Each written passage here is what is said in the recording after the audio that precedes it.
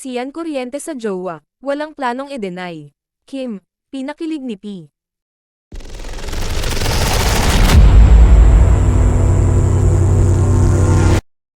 Tinatanggi ng ilang source na hindi jowa ni Sian Lim ang nasabing road manager na kumakalat na kasama niya sa photo.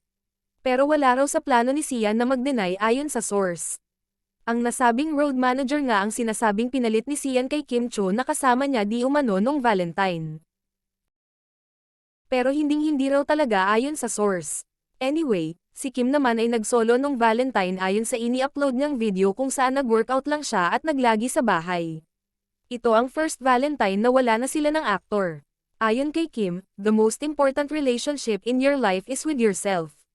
Nourish your mind, body and soul, and learn to love yourself this love month just like me.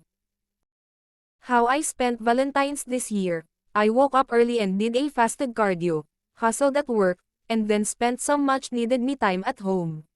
I stayed away from social media and unnecessary noise, just embracing the peace and quiet by myself, pag-amin ni Kim. Pero duda naman ng ibang fans lalo na nung i-post ni Kim ang isang bouquet na may dedication okay lang na walang boyfriend, may flowers naman. Copy po, sagot ni Kim. P ang initial sa nasabing bouquet na parang alam na raw ang totoong pangalan Paolo Avellino na partner niya sa local version ng Korean series na What's Wrong with Secretary Kim. Pero paano raw mangyayari yun nagkabalikan sina Paolo at Janine Gutierrez. Though sinasabi naman na inilaban ni Kim na si Paolo ang maging partner niya sa WWWSK na mapapanood na sa March habang pinalalabas pa ang kanilang kauna-unahang series na linlang na massive ang success kahit sa free TV.